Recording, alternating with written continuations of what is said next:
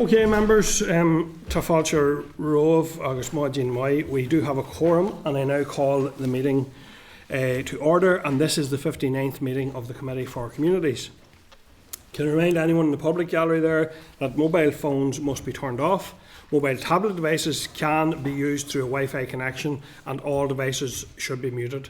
Password details are available in the gallery for anyone wanting to connect the Assembly's Wi-Fi network. No recordings or photographs are to be taken. Can I remind members about the protocols regarding the use of electronic devices? Please switch all mobile devices to airplane mode and activate Wi-Fi connection. Please also use tablet devices discreetly in a way which does not interfere with proceedings, and be aware of cameras and sensitivity of microphones throughout the course of the meeting. Thank you. So item 1 then, members, is declaration of interest. Do members wish to declare any interest in relation to today's meeting? Melissa? Conradh Gaeilge is Gaelscolaíochta. Yeah. Comhairle, chairperson of Gaelscolaíochta. Well, good, Melissa. Martin. Okay, members otherwise content. Thank you. Apologies then. Are members aware of any apologies? Kelly Armstrong. Yeah, thank you. Sean, clerk, aware of any apologies? No, I have Kelly just. Okay, thank you. Okay, members, moving on then, just to advise that we will receive a closed session briefing toward the end of today's meeting to receive legal advice. We also have an event on the Sign Language Bill with young people and children directly after this meeting in room 135. This starts at 12:30 and should last around an hour, and I would encourage everyone to attend if possible. Members, I also spoke on the debate on child poverty in plenary earlier in the week and reflected the committee's position as set out in our response to the Department on the very important issue of an anti-poverty strategy. It was a useful debate and is an issue that we will, of course, keep a keen interest in. Okay. So, Chair, just my apologies as well that I will have to leave the meeting at 12 o'clock today. I have another appointment that I must keep. okay. So I'd love to have attended that event at 12:30, but unfortunately I just can't do it. Yeah, okay. Andy? Sure, just back to the child poverty debate, and an interesting point that the Minister made, and I know a lot of the focus has been around the lack of targets or measurable output within the strategy itself, and that's obviously been conveyed not just by us but importantly by the sector experts. And the Minister, in response to that, had highlighted that a lot of the measurable targets are coming in other strategies that will make up and form part of the anti-poverty strategies. Maybe if the Department could just set out to us as a committee where all these different targets and measurable outputs are going to be. I believe I know most of them, but just to bring it all together. Mm-hmm. Yep, I think that's valid. The members content? Ready? Yep, thank you. Claire, Yep. content? Yep, okay. Okay, members, moving on then to the draft minutes, which are from the meetings on the 9th of October, and they are contained at page 7 of your pack. Are members content to agree the minutes of 9th of October as drafted? Yeah, all good. I just confirmed, Sean, has that change been made then that I'm, yeah, great.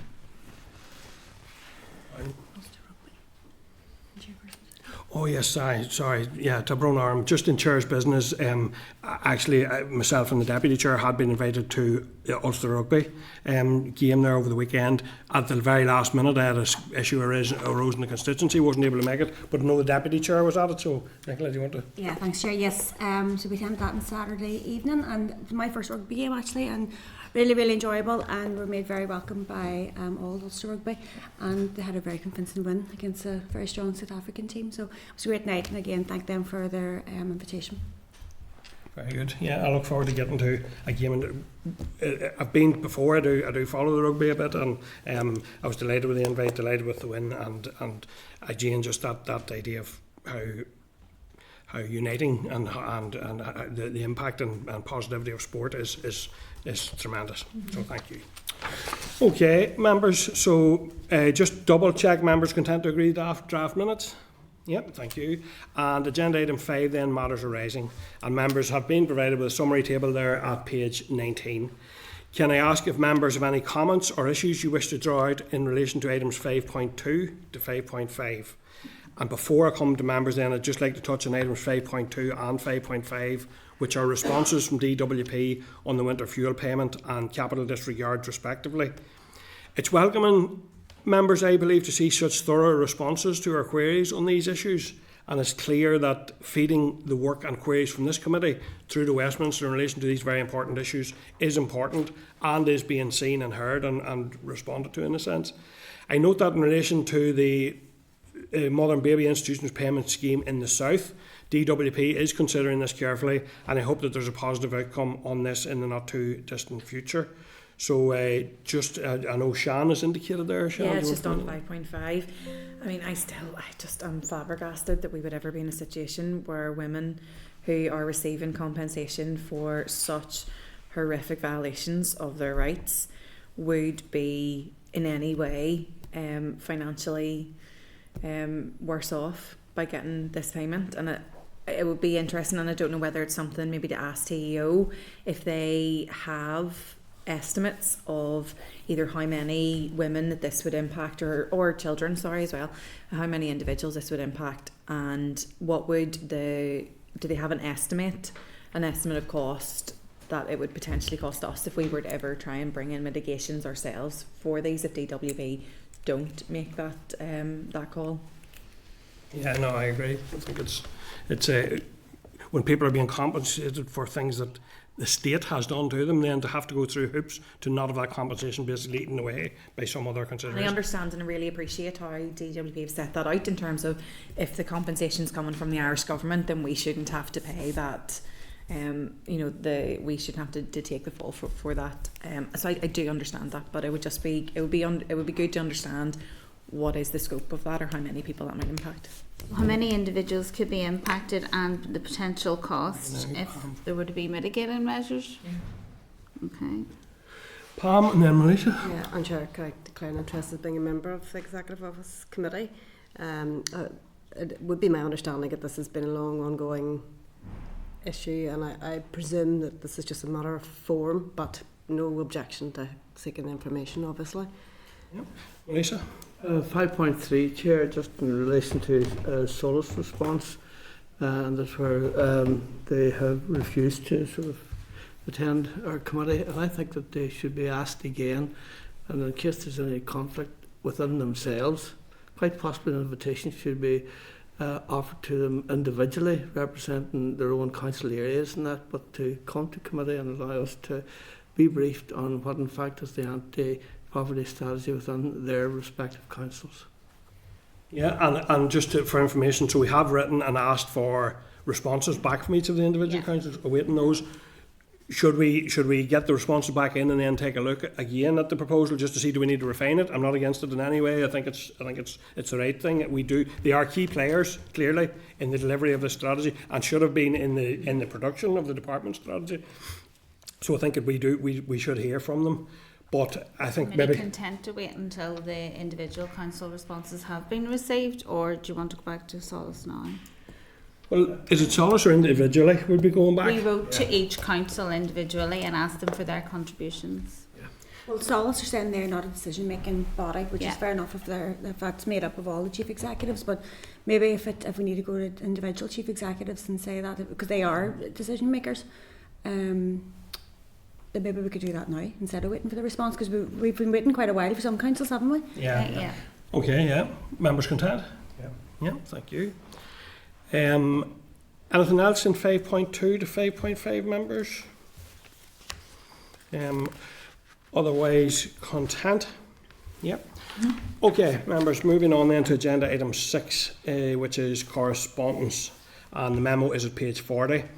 I intend to consider the items by number in a single group, and if you want to draw out or seek any briefings or highlight any issues in relation to any items of correspondence, please let me know.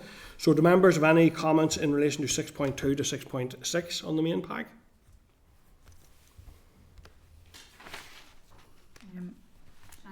Yes, Sean? Chair, just the review of the Assembly Committee engagement across those cross-cutting executive. I just want to get down to where we had it. It didn't feel like a very substantial response from the Permanent Secretary. In terms of one of the questions,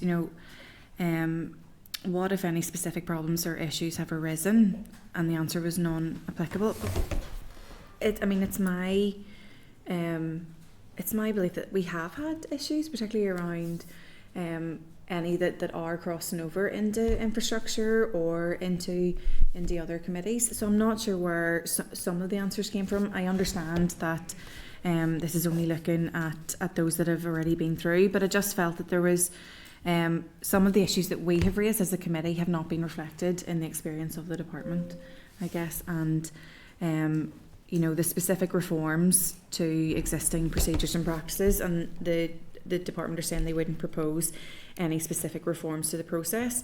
We're deeply concerned about how the likes of the anti-poverty strategy are actually going to be scrutinised, because it crosses and transcends so many departments. So it's just a bit disappointing that the department isn't looking down the line and seeing some of the issues that we've been calling and we've been talking about don't seem to factor in there. So is it that they believe there's enough process going on behind the scene to mitigate that, or or what is the kind of the story behind there? So I suppose for me, whenever I looked at that response, I just felt that there was just some things that were glaringly obvious omissions from the department's response to ARC. Yeah, I think I felt a similar way. It was like it was two separate planets altogether, and the two just weren't joining up in terms of that cross cutting, and there are lots of issues that are.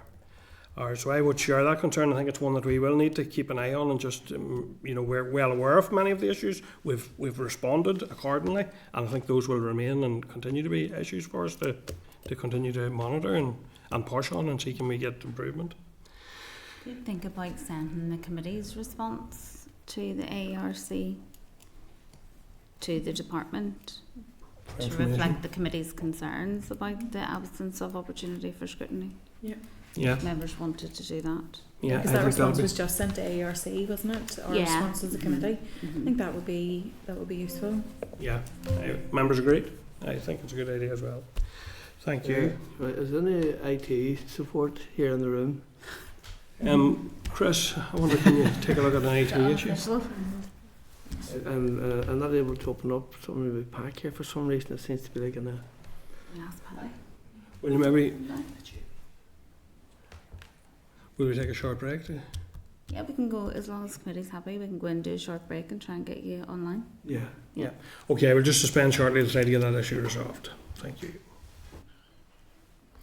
Okay, thank you, members. So we're continuing with our consideration then of 6.2 to 6.6 in terms of correspondence. Are there any other issues that members want to flag up or raise?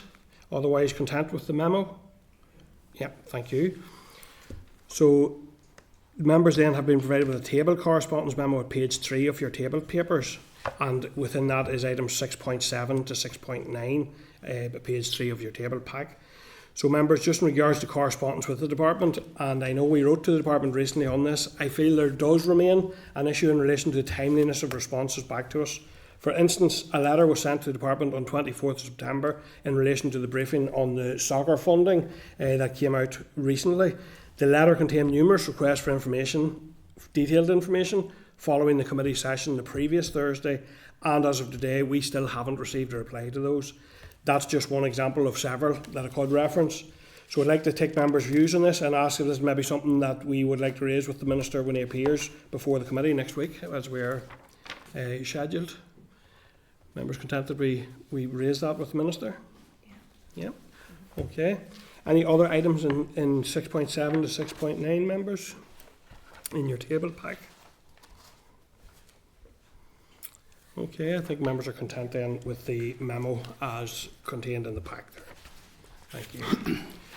Okay, members, moving on to agenda item 7, which is a briefing by the Association of British Insurers on Pension Schemes Bill Legislative Consent Motion.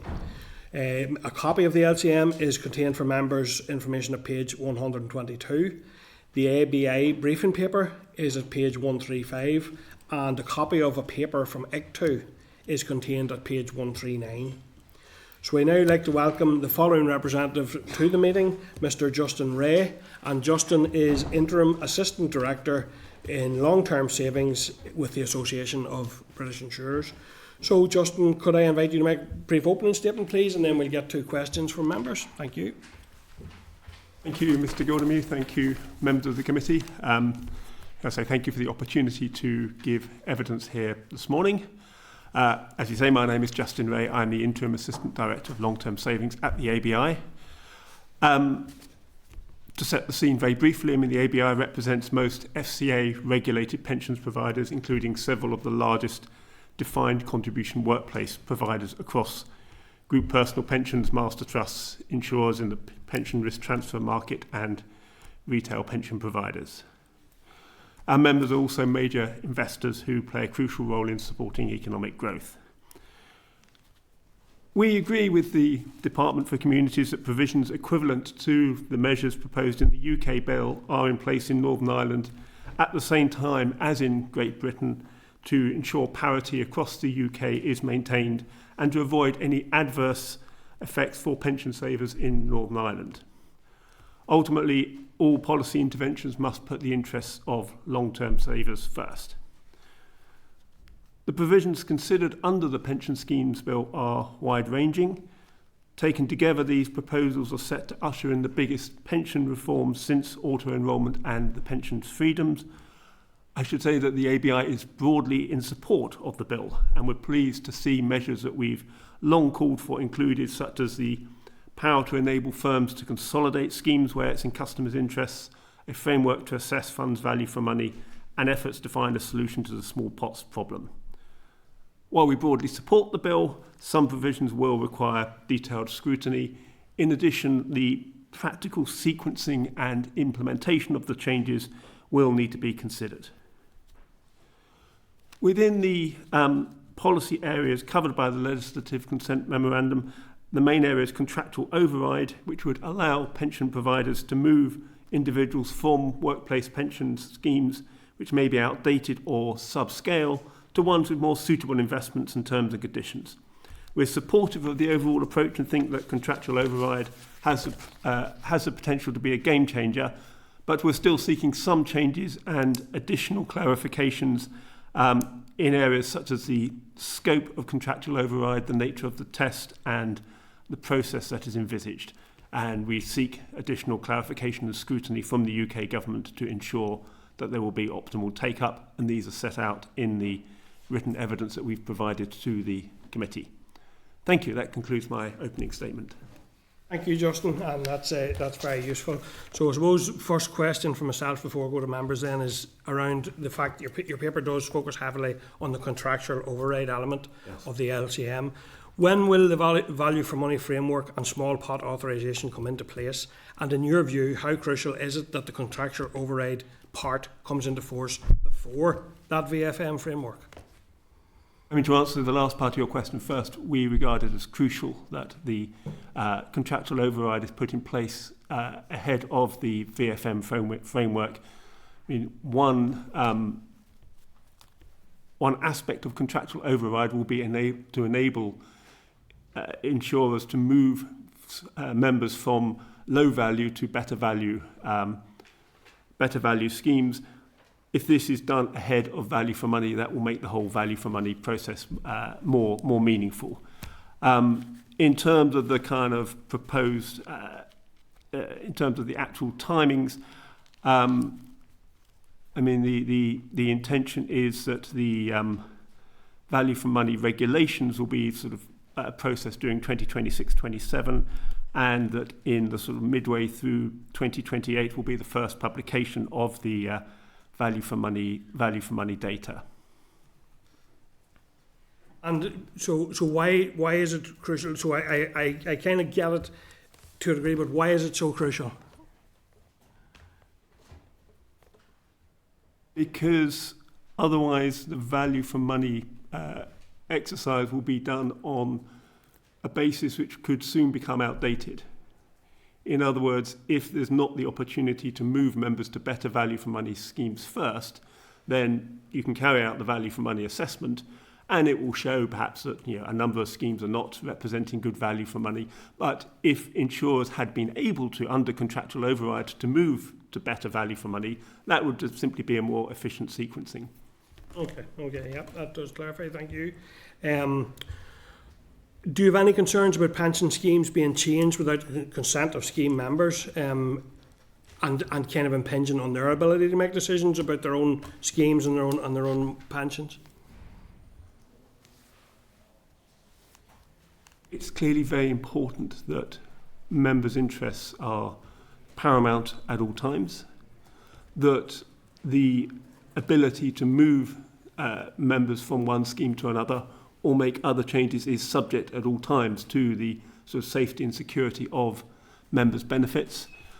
We are satisfied that for the most part the kind of tests that are required before an insurer can move members from one scheme to another are robust, including the requirement that such a change be certified by an independent person who is independent of the insurance provider. In other words, in order to maintain the interests of members. Okay. Can you tell us a wee bit more about the better outcome versus no worse outcome requirements for the contractual override provision? Could you elaborate on that for us, please? Yes, I mean, the better outcome is for those members who would be directly affected by any change. In other words, broadly speaking, those who are likely to be moved or have other terms and conditions changed. The no worse outcome refers to those members who would not be directly affected by the change. But, I mean, what it's saying in effect is you can't make one group better off if you make another group worse off. So the group, the members who are not directly affected have to be at least no worse off. I mean, from an ABI perspective, we would like to see, that's one of the areas we'd like to see a slight change, because in order to achieve parity with other trust-based schemes, where sort of no worse an outcome is the test that is provided throughout. Okay. Okay. I'll come to you in a second there, Melissa. One of the other issues that we probed with the LCM was around the ombudsman issue contained within this. How much of a difference will the clause around the pension ombudsman be? And do you believe that will have a big impact on reducing cost and waiting times if courts are avoided as through that? Yeah, I mean, we think that it is a beneficial change. I mean, we agree with the provisions in the bill referring to the pensions ombudsman as a competent court. So we think it will make a difference. I don't have the kind of quantification of the amount, but it seems to us a sensible change. Okay, thank you. I'm going to come to Melissa McHugh then. Melissa Flannagáin. Thank you, Rover. Justin, you're very welcome, Justin, and I appreciate just your contribution to this point. Justin, the clause around the terminal illness has been extended from 6 months to a year. How many people is that on average likely to affect here, we'll say, in the north of Ireland? I'm afraid I don't know the answer to that. I mean, I can see if it's possible to obtain the figure and write to you. I mean, this is a change that we support. We think that it is more appropriate to change the definition to a life expectancy of 12 months or fewer, as is proposed in the bill. I mean, just to add that this change is only in relation to payments from the Pension Protection Fund, so it's not going to apply to everybody who has such a diagnosis, but to those that are in receipt of such payments. So the numbers are unlikely to be large, but will obviously be material for those who are affected. Be significant for those that are affected, that's quite right. And then in addition then, finally, the pension dashboard. To what extent do you think do people fully understand even how to access the likes of the dashboard, and can they utilise it? I think that the lack of understanding or lack of awareness of pensions issues is, of course, a very serious issue. I think the dashboard is a good initiative intended to help in that regard by putting each individual's pension rights in one place in an easily accessible form. I mean, the dashboard is still in the kind of testing phase, so it's not possible yet to say sort of how many will or won't use it and sort of what benefits they will have from it. That is something which will be sort of which is being worked on at the moment.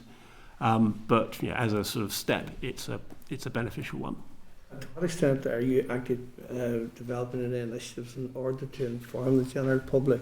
So we would like a comment, that my todays are your tomorrows as an older person to a young person, but they're not likely to maybe show much interest one way or the other. But at the same time, I do think it would be critical that people have that understanding and that there should be an initiative there to educate people in relation to the dashboard.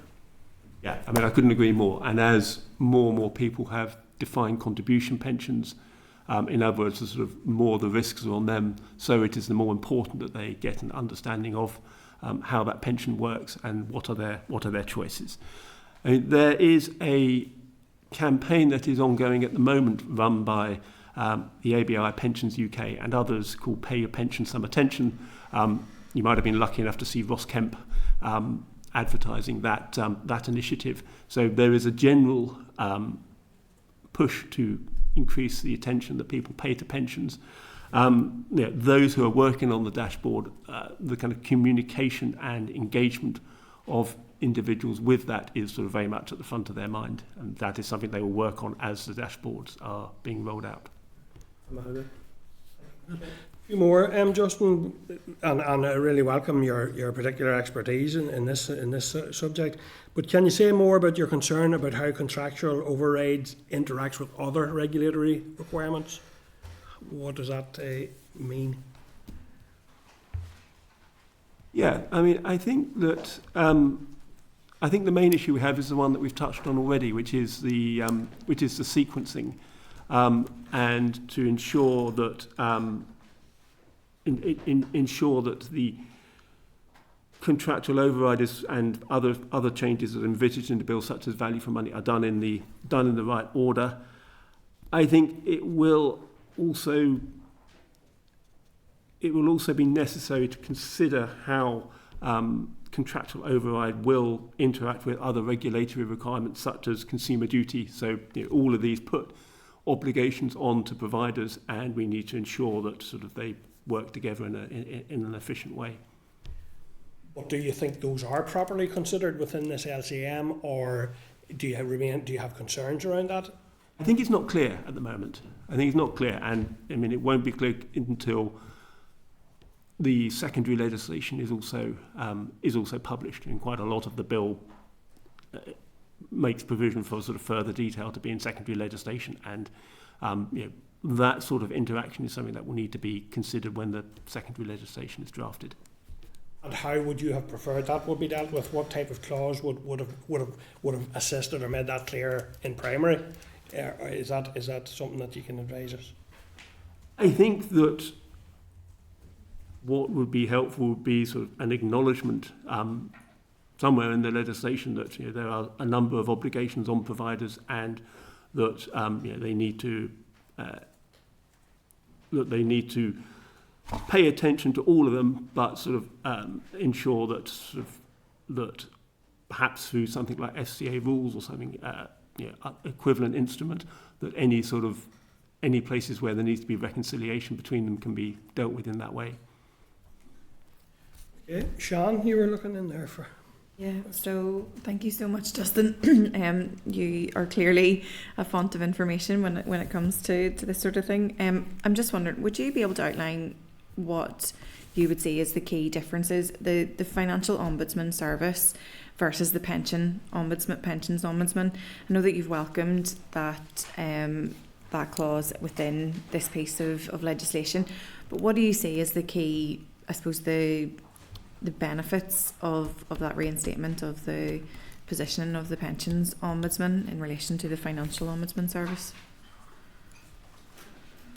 Well, I mean, the financial ombudsman service deals with all financial services, and as the name suggests, the pensions ombudsman deals specifically with pensions issues. I mean, there is some overlap in their jurisdiction. On the other hand, their sort of legal basis and the compensation payable are different.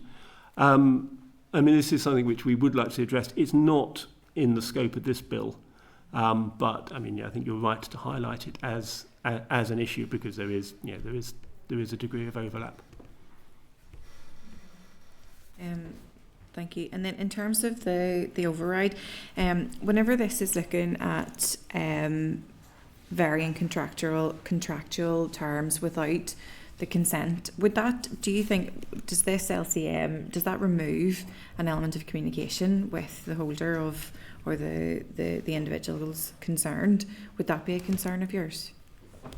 I don't think so, because contained in the requirements for contractual override is communication with the members affected, and a period in which they have the ability to take a different course of action if the override does not meet their needs. Okay, so whenever it talks about without consent, there's still that option for the individual or parties to go against what is being done, really, in terms of that override. Is that yes, absolutely. I mean, the bill uses the kind of concept of a unilateral change notice, but such notices have to be given to all affected members, and they have the opportunity. They will have a period in which they can take an alternative course if they wish. Forgive me, this is a subject that it's a big learning curve in terms of pensions. Whenever you mentioned there about the clause that is the life limited, the move from 6 months to 12 months, you talk about the Payments Protection Fund. Can you explain a wee bit about that, if you don't mind, just to kind of, just so I can understand why it won't impact everyone with a life limiting condition, that move, if that's okay? Yes. I know yes. It's not technically within this LCM, but it'd be really helpful. I'm very happy to. And this dates back to sort of the 1990s and before, when most pension schemes were defined benefit. They had a sponsoring employer. There were some sort of sad circumstances where a sponsoring employer would become insolvent, and there wasn't enough money in the pension fund to pay the benefits of the pensioners. So the Pension Protection Fund was established, financed by a levy by all defined benefit pensions, so that in the circumstance where an employer is insolvent and the scheme is insufficiently funded, then payments from the Pension Payment Protection Fund will, up to a ceiling, compensate for the lack of funds in the pension scheme. And the provision on the pensions ombudsman, on the terminal illness, is simply to enable such payments to be also made from sort of 12 months of a diagnosis rather than the previous 6 months. That's really, really helpful. Thank you so much. Thank you, Chair. Thank you, Sean. And I think we're coming near the end. We'll have Pam coming in as well, but the retrospective actuarial confirmation of benefit change is quite a mouthful, I have to say. But can you talk us through the importance of that proposed change and its impact on members of pension schemes? Yeah. I mean, this again dates back to back to some time ago. There were sort of changes that were made to defined benefit schemes which required the confirmation of an actuary. There was a case in the High Court, in the UK High Court, a couple of years ago, which said that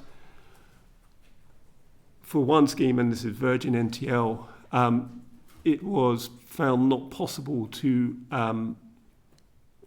find this relevant actuarial confirmation, and that therefore sort of some of the changes that have subsequently been made to the scheme were invalid. Now, this is a problem because everybody who runs a defined benefit scheme who is not able to lay their hands on this actuarial confirmation might find that sort of changes that have been made subsequently were invalid, and that might involve a lot of sort of recalculation of benefits. And I mean, I don't speak for the UK government, but I mean, I'm pretty confident that in terms of what they would rather defined benefit schemes were doing, it was investing for future growth rather than spending a lot of time sort of recalculating benefits from a couple of decades back. So what the provision does is say that if you can today confirm that you would have met the test a couple of decades ago, then even if you can't find the certificate, that's okay. It's to kind of simplify that part of the process, would that be? It will simplify it, yes, and will mean that I mean, it's not as long as an actuary today can confirm that his or her predecessor, sort of 20 years ago, would have made the certification, then subsequent kind of recalculation of the benefits and so on is not necessary.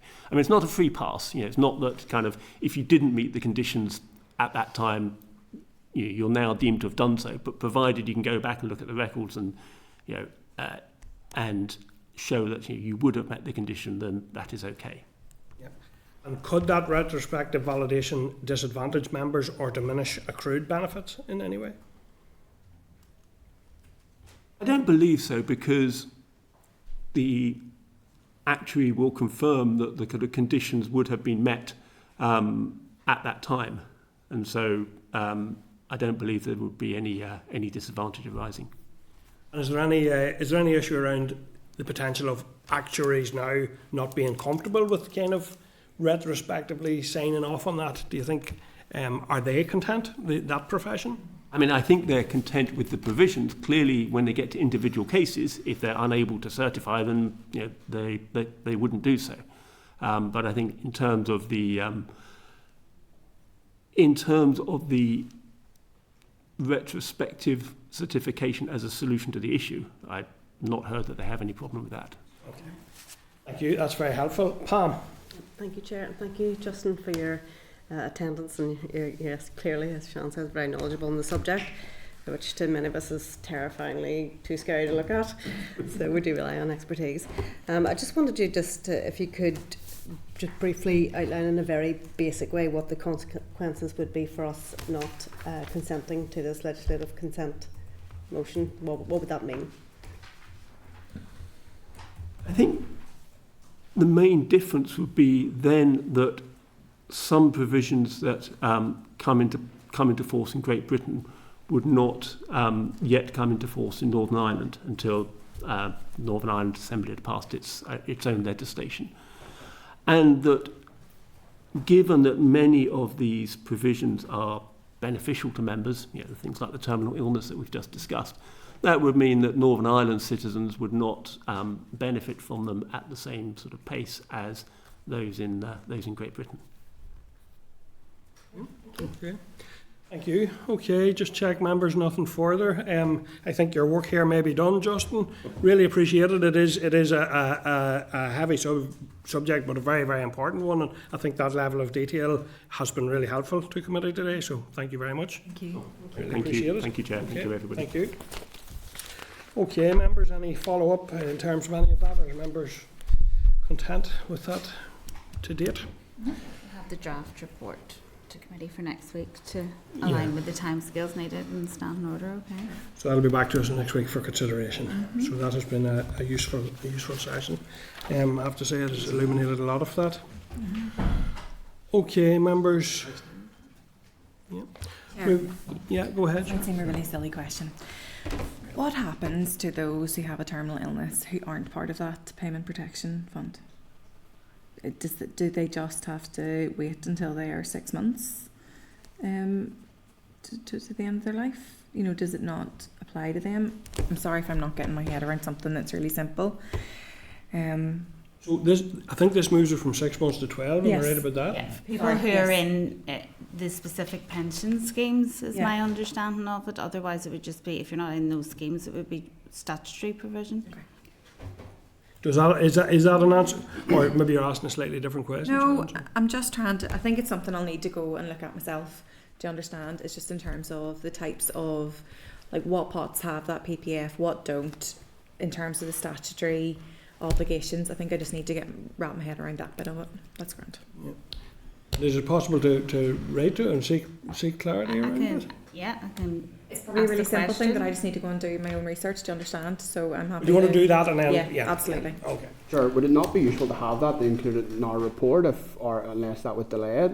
So that in case other members would have those same. Yeah, maybe everybody else understands that point and I don't. So.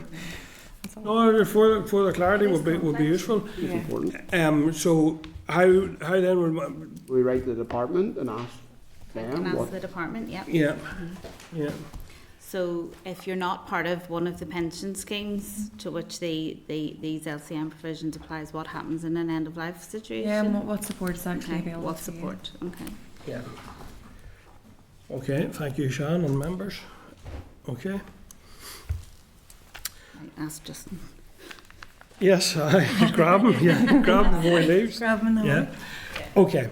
Thank you, members. Moving on then to agenda item 8, which is our end of session report. So, members, we considered the draft report at last week's meeting, and we had asked for several changes to be made there. Do members have any comments on the amended report? Or are members content that that report is published?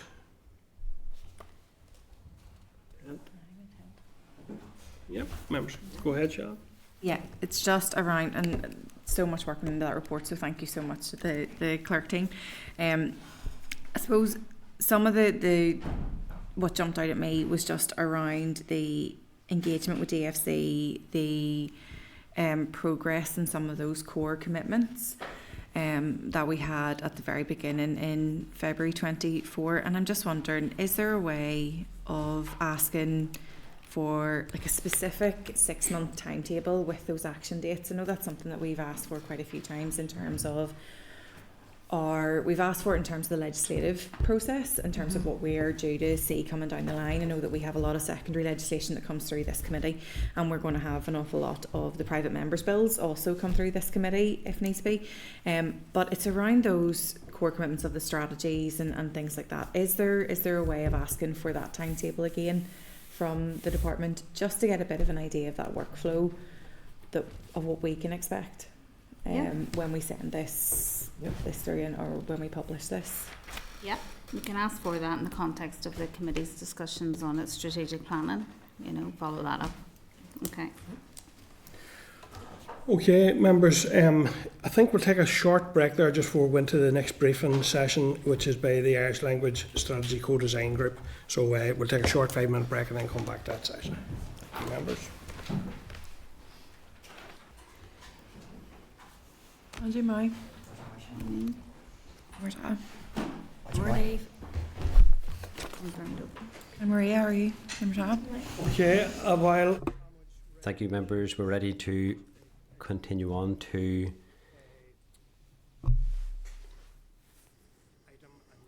agenda item 9. Members, the briefing paper for this agenda item is at page 167.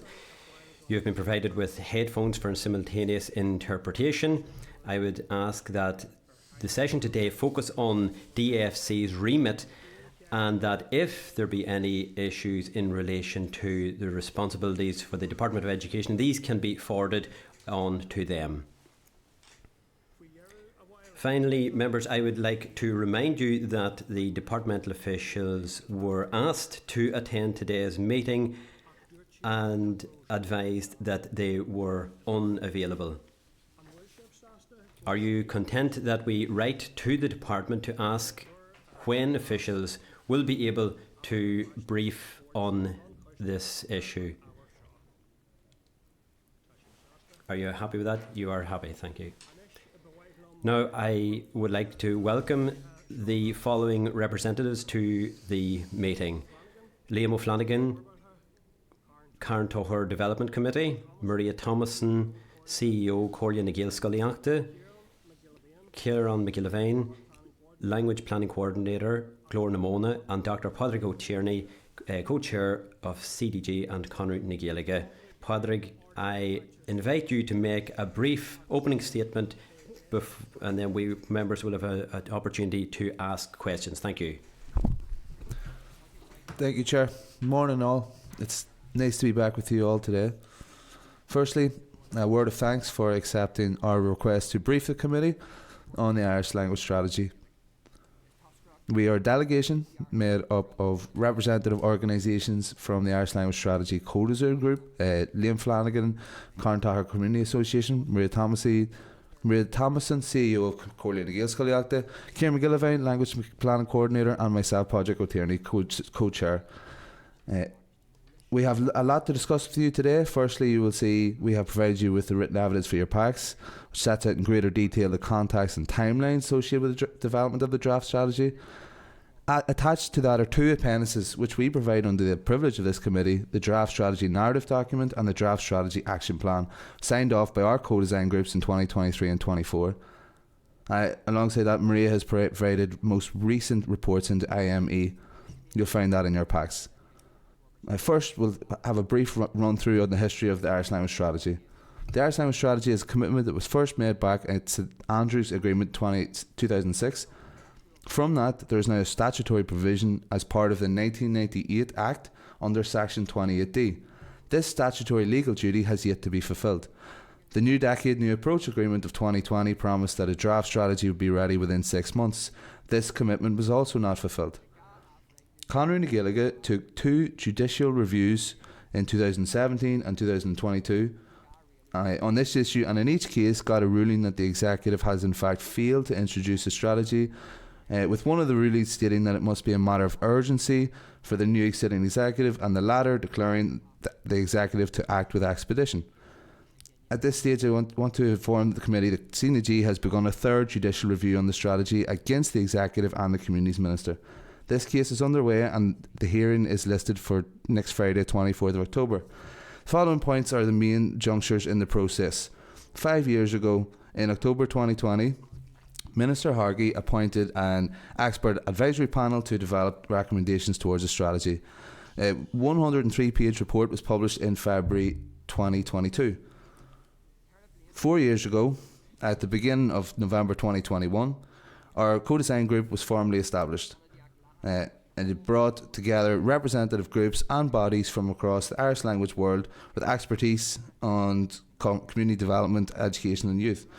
We spent the next 3 years working through the expert panel report recommendations, identifying gaps and working through sectorial and international research. As a result of that work, after 3 years, we finalised our draft strategy action plan, which is now 2 years ago. That action plan, which we have attached to your packs, contains a comprehensive list of actions to be undertaken across the next 20 years. In November 2024, we finalised a preface document, the draft strategy narrative, and which will sit before you in the action plan.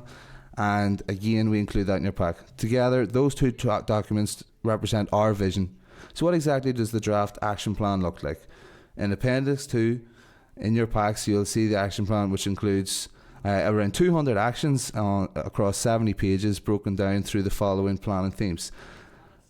Status, policies and guidance, 14 actions. Education, 60 actions, of which 40 are relating to IME. Irish in the community, 20. Young people, 14 actions. Media and technology, 14 actions. Economic life, 15 actions, and a research programme across 9 strands. We have decided to brief you on the high-level approach to these documents, which are confidential and under the privilege of this committee, so that you have a benchmark of which was developed over a 3-year process following the expert recommendations. You can use these documents to compare against any new draft that comes before you following the work of the cross-department working group. These questions will keep you in mind. Does any new draft remain consistent and loyal to the actions devised by the co-design expert groups, and will it therefore command the confidence of those groups to make a demonstrable change for the Irish language? There is no doubt this strategy prioritises actions relating to the development of IME. It is imperative that IM pupils are afforded the same opportunities as their English medium peers. Equity can be quantified in some of the following ways. A highly qualified teaching and non-teaching workforce, curriculum resources and assessment tools appropriate for the use in the immersion classroom, teacher professional learning opportunities that are cognizant of the additional training needs of IM practitioners, fit for purpose school buildings and accommodation that enable IM educators to deliver the entire NI curriculum, or linguistically appropriate support and services for IM pupils with additional learning needs. The IME sector was established almost 55 years ago. It is scandalous that in 2025 the bespoke and additional needs of the IME sector often go unacknowledged in DE Policies Initiative, and whilst DE is currently developing a strategy for IME, it is important to note that this document will not have any legislative status. Furthermore, it is extremely unlikely the funding required to implement the recommendations emanating from any IME strategy will be made available. it is vital that families choosing IME, they deserve better than this. Finally, where are we now? Now we await the Minister to finally bring a draft strategy before the Executive.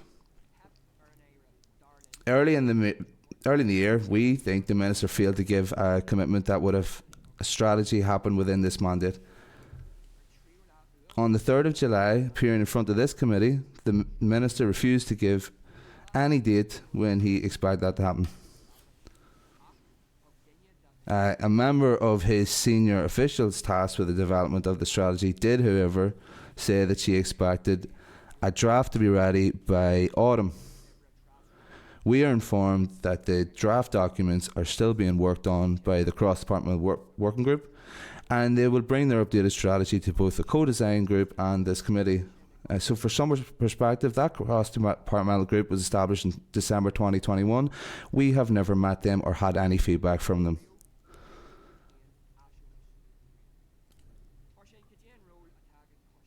So what can this committee do? This committee retains an essential role in holding the Minister to account and to scrutinising any draft strategy. Number one, timeline. That you again request a clear timeline to chart the remaining steps in the Irish language strategy project.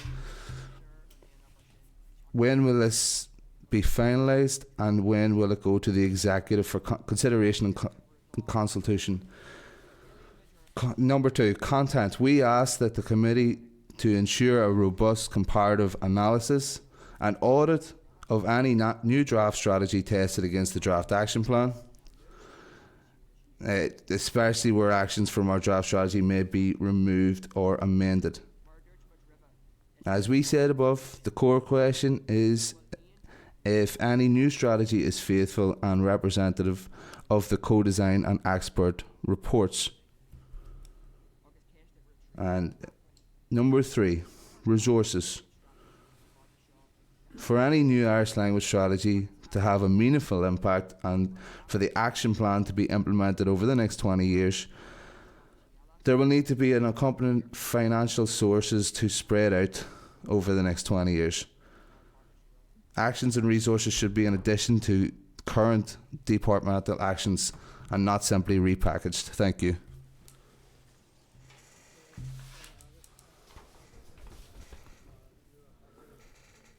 Thank you, Pádraig, for that update.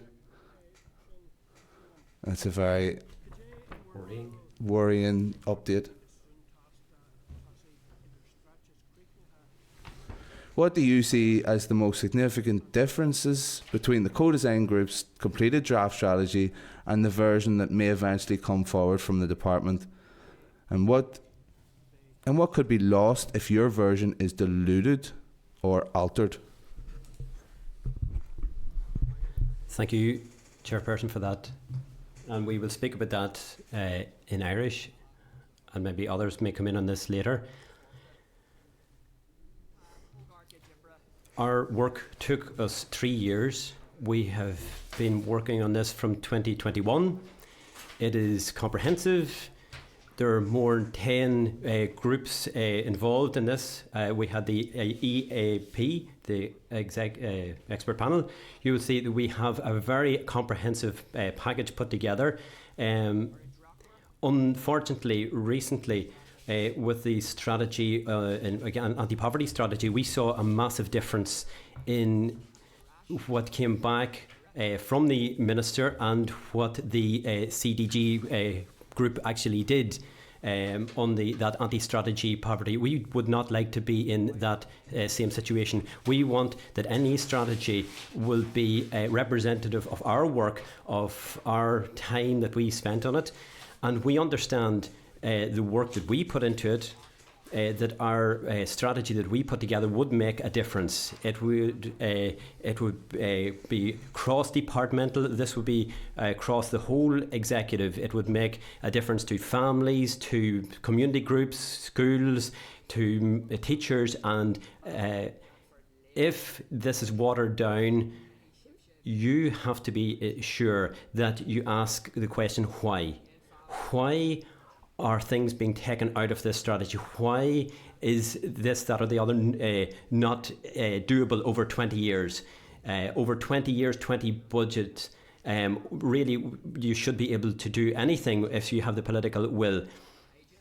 We have come here with research, with a draft strategy, and now we're looking for the willingness and to bring this forward.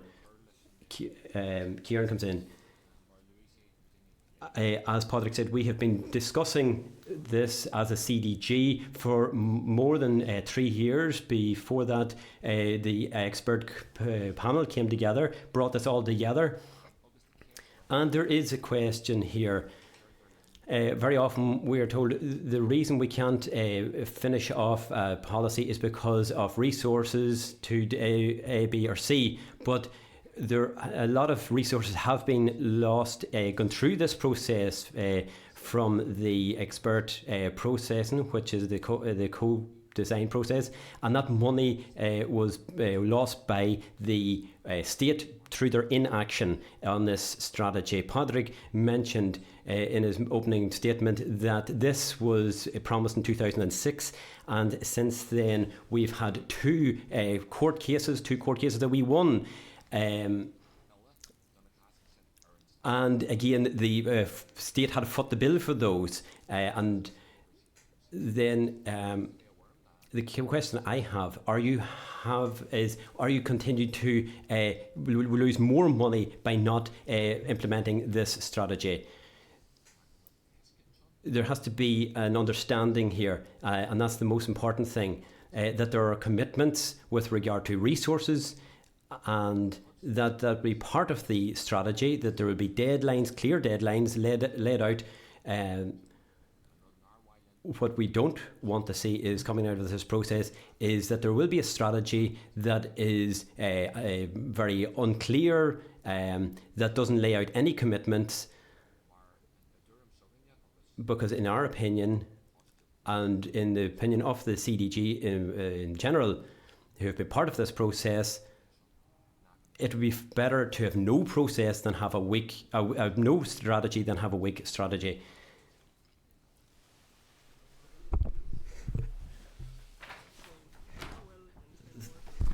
Thank you. And where, in your view, are the main system blockages or points of resistance within the government that have prevented this strategy's adoption, and what could be done differently to overcome them? Thank you, Chair.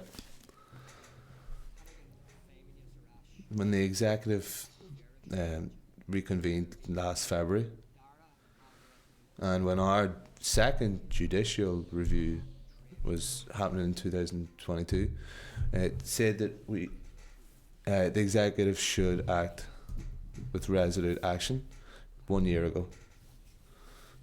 It's not that this strategy is late, it's nearly 20 years late. I can't think of any other strategy that has been in front of the courts 3 times. It's a disgrace. It's an attack on our community. We've been ostracised once again. And now we're demanding that the executive tells us that they are going to do this strategy. There's now in front of us everything. Every time we get progress, it's 2 steps forward, 1 step backwards. And now we are going to the courts for the 3rd time. The cross-departmental work group first met in 2021, and we've never met them. We don't know who they are. We've never heard any feedback from them. They have our work. There's no deadline for when they have to be done, when they have to be finished. They have to be finished by November. And the minister is saying that the minister cannot confirm that this will be completed in this mandate. There's delay everywhere. And there's no deadlines. If there's no deadline, it can go on for as long as it wants.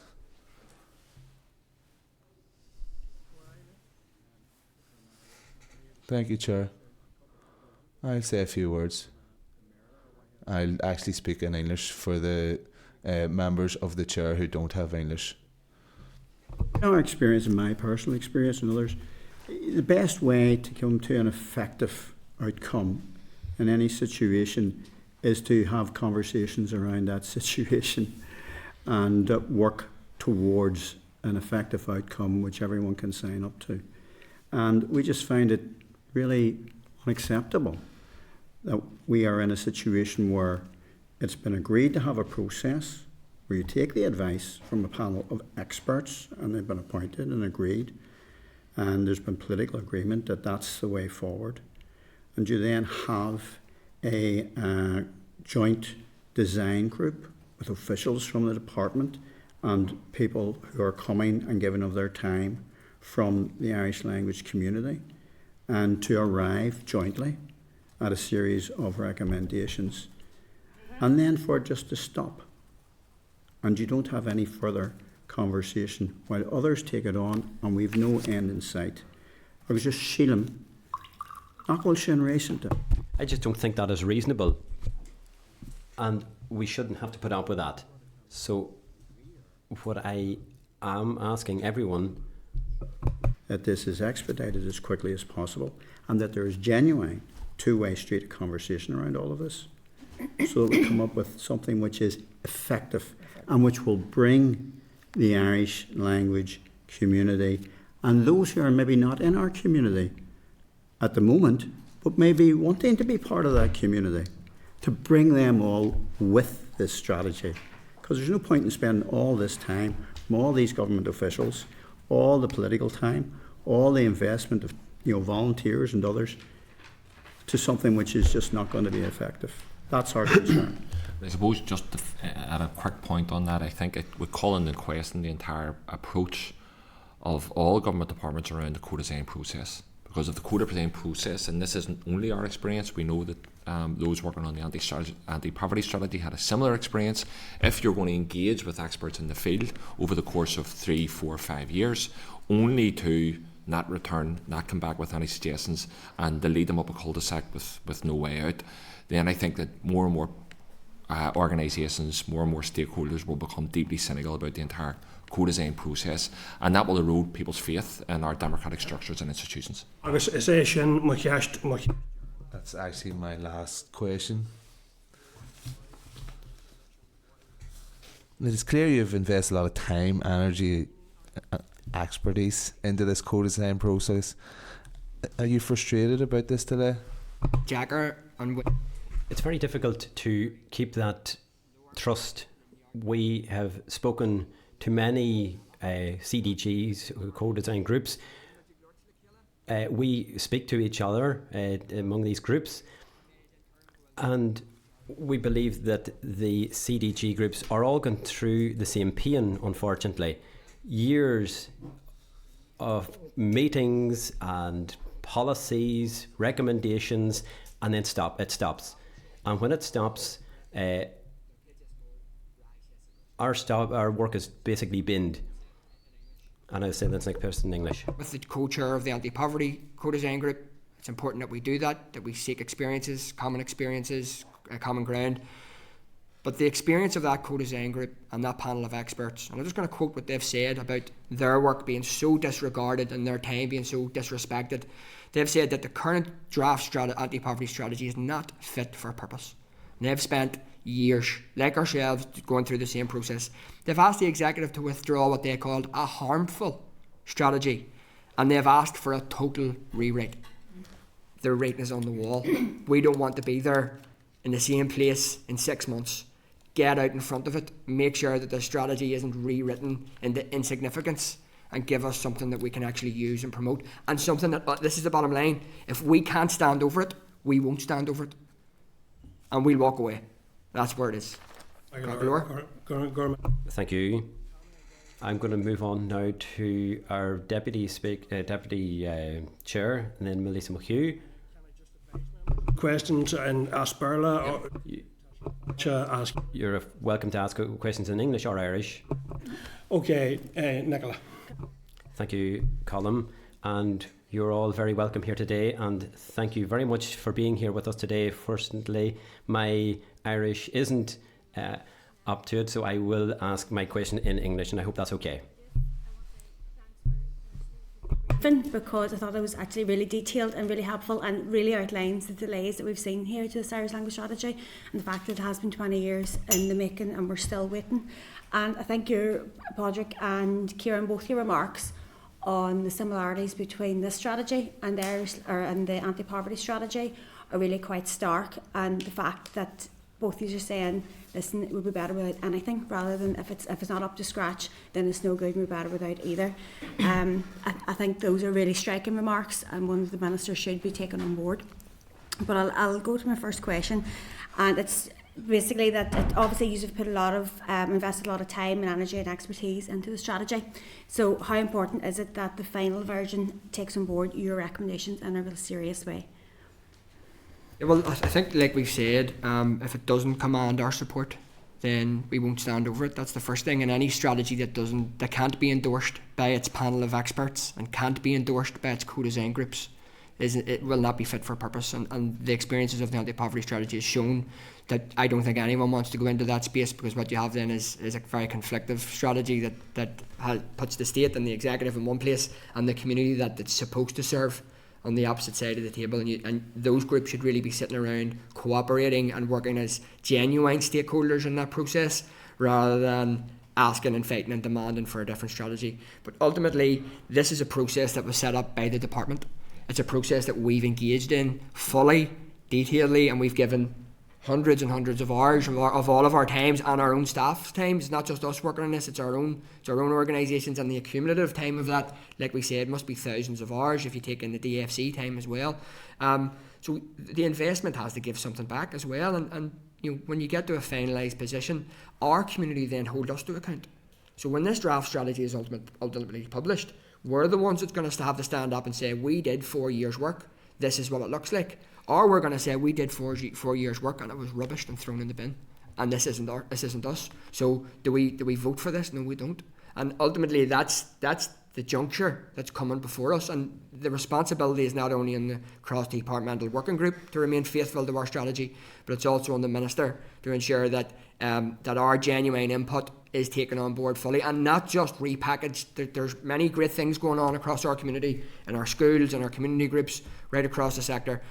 Those things don't change. The strategy is about additional actions. We don't want the work that's currently ongoing rewritten, repackaged, the current funding we do receive recycled. This is about additional strategic support over 20 years and 20 budgets. And we think that where the political will does exist, then the sky's your limit. But it has to be ambitious. If the state is a genuine partner in delivering a new future for the Irish language, and that's an executive, not only an executive commitment, that's a legal obligation. I must remind you, I'm not asking for political support. I'm asking for politicians to implement the law. Then I think that's a very, very basic expectation of our government. Can I just say, Chair, in addition to that, the work that's been put in from the expert panel of experts and the co-design group has produced a very detailed body of work with a lot of action points in it. We've never objected or found it unreasonable that there should be a process where that's put to some sort of scrutiny, and we're open to the fact that that scrutiny may well bring about change, or more comprehensively, more practically in some ways, bring these strands and points together into a somewhat different looking strategy, which we can then be party to the discussion on and the formulation of, so we end up with something which gets what we're doing and what we're asking for, and might be packaged or streamlined in some way. We understand that process, and we understand that that's how things must work. But what we object to strongly is us being left in the position where there could well be, very well be, because of this lack of dialogue, lack of this, if you like, joint design of any new structure, so that it brings with it the support of the Irish language community and those who are involved in it. We do not want to be in that space where that new creature, which ignores all of this work, comes out of the process. And I think that's very important. So we're not saying this has to be letter for letter exactly what we put together, but we understand that. But it has to capture the main and all the identified items, which is over a 20-year period. And I want to stress that. Just to add to that point there, I think that's a key point. I think during the process, it was not only representatives from the Irish language community, there was also, as Pádraig outlined, representatives from the department there. And throughout that process, there was some back and forth in terms of what could be possible and what kind of wouldn't be quite so possible. And we expected that. We also expected through the work of the cross-departmental working group that there would be some maybe pushback for certain reasons on this and that. And again, that's something that we're more than willing to engage with and engage around. I think it should, however, be heavily informed by the commitment that was outlined around the Irish language strategy and the overall commitment to see and to support the increased usage and revitalisation of the Irish language. As Pádraig outlined, this was committed to in 2006. In and around the same time, the Irish government introduced the Irish language strategy in the south. They're now at the end of that cycle, and we haven't even started our process. The Welsh Government announced a new strategy for Wales, Comhairle 2050. Again, they're now 5-6 years into the process, and we look on with envy at the approach of the Welsh Government. And all of that is informed and underpinned by an overarching commitment to see the number of Welsh speakers increase significantly, and everything else flows back from there. If we get that commitment from Stormont that we want to see a significant increase in the number of Irish speakers, everything else is manageable from there. And we can work around the details of how that's going to be achieved, but that firm commitment needs to be signed up to. I think they're all very fair points, and obviously the main point of needing the Irish language community behind you when it comes to strategy is very important. But I've sat across numerous different committees and different strategies and policies and that there. We always say you need to go out and talk to the experts in the room and get their opinions and those important stakeholders. Otherwise, what is the point? Like we don't know. So the fact that would be ignored is mind-boggling. I want to go on to another point, Pádraig, you'd mentioned in your opening remarks as well about the Irish medium education in that sector. I know they're facing lots of difficulties, but it's also flourishing, and in West Tyrone, where I represent, and in Open in particular, it really is flourishing. We've loads of Gaelscolaíochta, bun schools really, that are thriving, but we are facing issues when it comes to the next stage for the man's school. And actually recently I've met with a lot of like Irish language groups and parents and families who are interested in creating one in the Oma area, and we're working hard behind the scenes to do that there. But I just wonder, like, I know with the likes of like even getting Irish language teachers and resources and that there, it's making the whole process more difficult. So I wonder how the Irish language strategy would benefit the likes of us going out as a group, going, right, how can we actually create a man's school in the area so that pupils here who've learned through the medium of Irish from P1 to P7, Rangahin to Rangashacht, can actually continue their education through their medium of Irish. Yeah, I'll just say a very quick word before Maria comes in as the authoritative voice on this. Yes. The reason that I spoke around Irish medium education specifically in my opening remarks was because the strategy lies so heavily on Irish medium education. It is the largest single representative subject within the strategy, 40, taking up almost a fifth of the strategy on its own. Right across the board, our schools are recognised as the very heartbeat of the Irish language revival. The Irish language revival doesn't exist without our Irish medium schools. But in terms of why it's important for this committee, this is an executive cross-departmental strategy.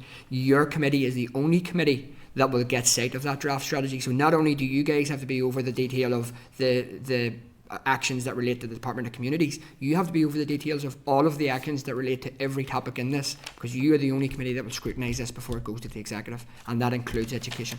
Okay, so Maria, would you like to? Yeah, Coimhaigead, Coimhairle, and Coimhaigead, Nicola, for I am also acutely aware of the issues in Oma, and Oma is not an isolated incident. So we have multiple, and when I say multiple, I'm not even able to give you a proper figure on how many communities are out there wishing to establish additional or to extend the current Irish medium provision within their area.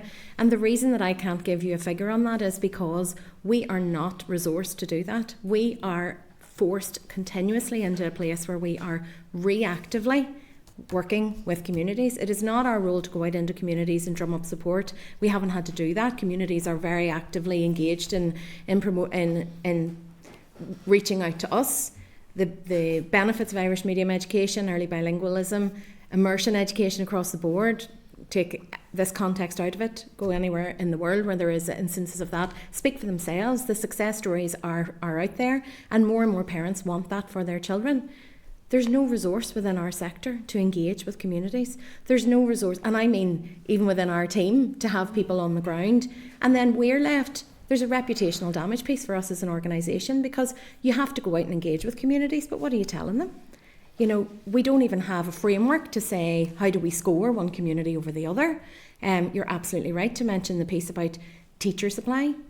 Teacher supply and retention is the single biggest barrier to the development of the Irish medium sector currently.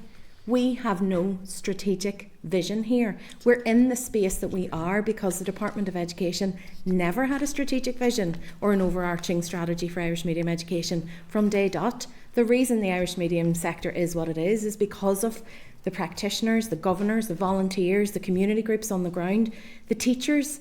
We've just recently launched a report that you have in your packs about the additionalities of the work that teachers do. 46% in additional to their contracted hours. We can't continue to rely, just as across community, I know all of my colleagues could speak to that, we can't continue to rely on the goodwill and the passion of individuals to give more and do more than their English medium peers. We need to have a strategic look at all of this, and we cannot, getting this over the line and getting this to a place where we can all sign up to it is one thing. The next stage comes the budget to support it, because it cannot be another strategy that sits on a shelf. We have that in my context with the Irish medium, the review of Irish medium education from 2008.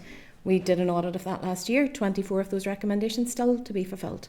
So this is extremely frustrating, and at the end of the day, we must not forget there is a statutory duty to encourage and facilitate the development of Irish medium education. For us to be unable to engage and to meet that demand, well, first of all, to be in a position to assess the demand, and then after that to meet that demand, we are in breach of that statutory duty. And how many families and children and others are missing out. And we did have examples this year, not for the first time, but the most extreme example, I would say, of children who, I know you mentioned Rangaheen to Rangashocht. It goes beyond that to Neeskull, and in certain areas, Neonid play groups as well, feeding into Neeskull. Children having to turn to English medium education at the age of 12 against their wishes, against the wishes of their families, because schools can't accommodate them and we don't have the capacity to grow in line with demand. Clearly is an equality issue, Maria. There's people coming to me going, I want my children to be educated through Irish beyond Rangashocht, and the capacity just isn't there. They've been turned away from schools that don't even have full provision. They're being streamed through a mainstream school as well. So it simply isn't good enough, and it is an equality issue. And I agree with everything you're saying there. And I think it's important. I know there are some gestures from the likes of the Education Minister, the likes of the STEM teachers and Irish medium teachers having their costs reimbursed, whatever, for actually going through their teaching qualifications, but it needs to go further than that there. And I think it's important to remember that if the Irish medium education thing that piece falls within this here strategy as well, and it's not just for the Department of Education, and for us all to be very aware of that. And all of those actions that need to be addressed, to address the teacher supply issue, to address the accommodation, to address all of that is in there in those 40 actions. And just one more point before, yes, we were really delighted to see that we were mentioned in the Minister's recent announcement of the bursary scheme, but we need to err on the side of caution there and go beyond the headline. And in its current context, Irish medium is not a subject like STEM. It is the vehicle through which our children access their curriculum. So we teach all subjects through. So it's not a subject. It's not science. It's not maths. And Irish is a subject in English medium schools. It is not a subject in this space. And we are speaking to the Department of Education about ensuring that bursary scheme is fit for purpose for our needs, because it can't be a stick and plaster over a hole. And one last thing I wanted to say on that. It's brilliant that it exists. It's brilliant that we're talking about it. But it is absolutely scandalous that it's only become an issue and something that the department are willing to work on when it became an issue in English medium. We've been struggling with that issue for over 50 years. Jarle the whole. Just get asked a card to come on this. Just you had mentioned also Nicola post-primary provision. We have two standalone post-primary man schools in the north here, both of which were set up by parents, both of which were set up by community activists who had to come together and establish these schools themselves in the face of opposition and with great personal risk to themselves in terms of their time, energy, resources and everything else. And I think that's an indictment. There was almost 30 years between the establishment of both schools, and in spite of the progress that we've made here as a society, still in South Derry those parents had to come together. That's the same unless things change. That'll be the same in West Tyrone, that'll be the same in South Down, where there will be a dire need for post-primary provision also and in other areas as well. Now if we contrast that again with what happens for instance in Wales, where the state takes an approach of, if we have so many kids in primary school in Wales, then the state will take an approach, well, we need to look at providing post-primary provision there as a matter of course. And there's also an understanding that what works for English medium education in Wales will not necessarily work for Welsh medium education. So we can't have a uniformed approach. We need a specific approach to meet the specific needs of Welsh medium education. And again, that's something that has been called for in numerous reports over many, many years in terms of Irish medium education, but unfortunately have never actually been fulfilled. I agree. Garmy, let me move. Melissa, your turn, go ahead. Welcome everyone today. It's really nice to see you again. I'm actually a chair of Gaelscolaíochta na Gaeilge, which is an independent Gaelscoil, and we are struggling like everyone else every week, every year for the funding. So my question is,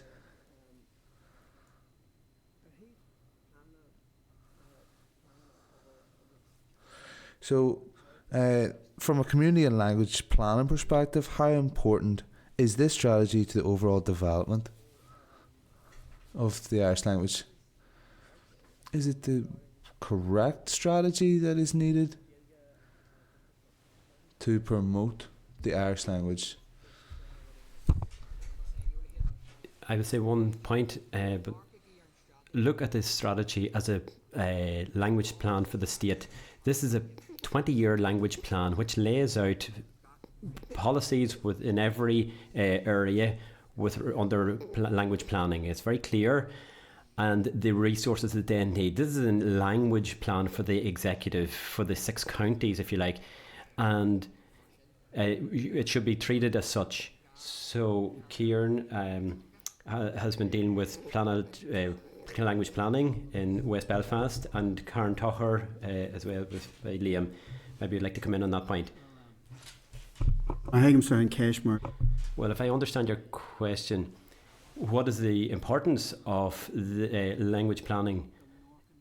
It's very important to look at this question in the overall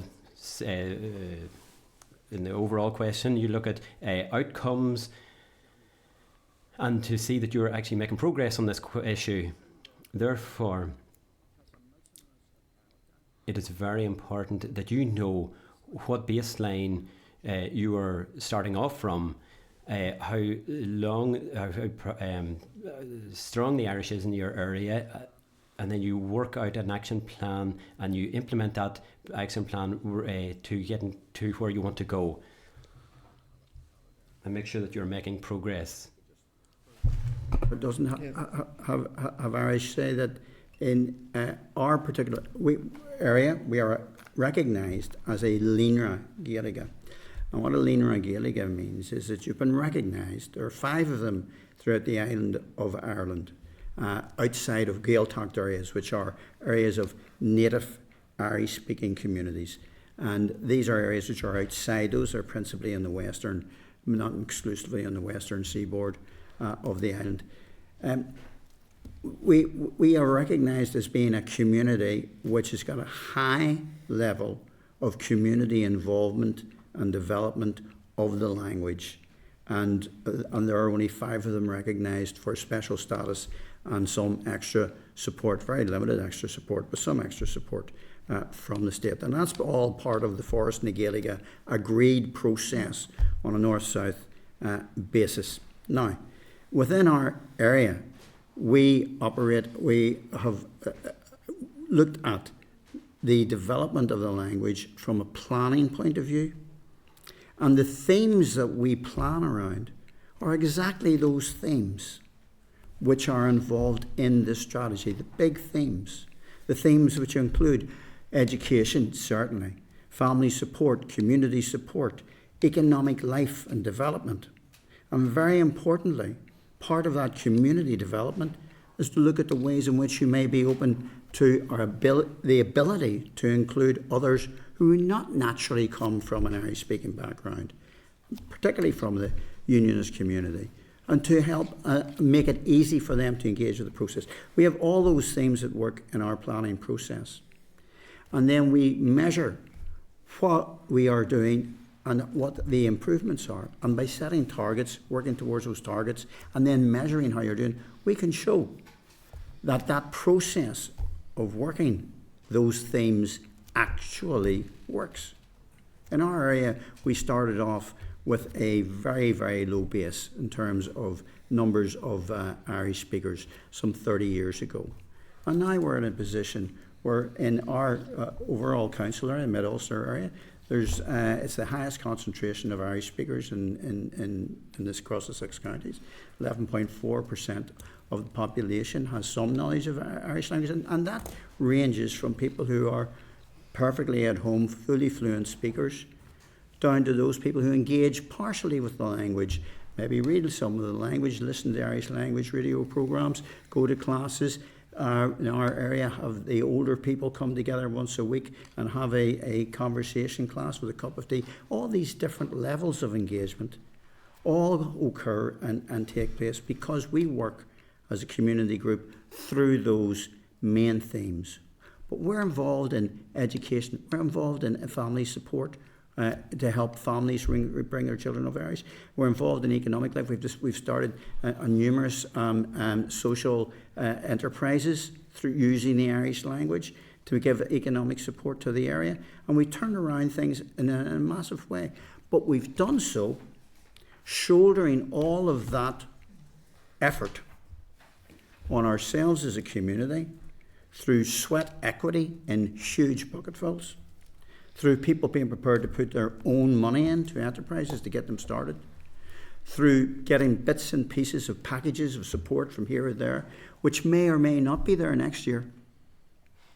And all of that without the background of a comprehensive governmental support mechanism. Now, when it was agreed politically that there should be a strategy for the development of the Irish language, and that there was political support that this was a good thing to do, otherwise it wouldn't have ended up in the New Decade, New Approach agreement, we had a great sense of hope that we would start to see that huge burden of volunteer and community effort be lightened through a comprehensive strategy with governmental backup and governmental resource to help us. And if we were in that position, we could take what we're doing and do it many times better, and without the risk and without the danger that's involved whenever you're limping along from year to year.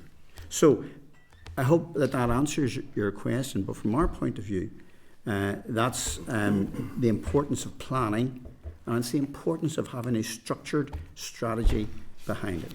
Ciarán, just yeah, just sometimes what gets lost in these conversations at a high kind of political level around rates for Irish speakers or Irish language strategies is the fact that we have networks of people that are incredibly committed to the revival of the Irish language and who see daily the very positive benefits that this is bringing to communities across the north, but particularly working class and depraved communities across the north. The Irish language, as we discussed yesterday in another event, was described by one of the speakers as a tool. Irish Comhairle has a tool for improvement for communities. Not the only tool, but it's a tool that proves to work in working class communities in terms of building that cohesion, that sense of community spirit, and also improving people's perspectives and life chances. So we see that daily. The work that we've been involved in the language plan, we've been working on that from 2017. We developed a plan. We looked at identifying gaps and stuff. And as Pádraig said, and I think that summed it up perfectly, it is almost a micro version of the macro plan that we want to see here through the Irish language strategy. I think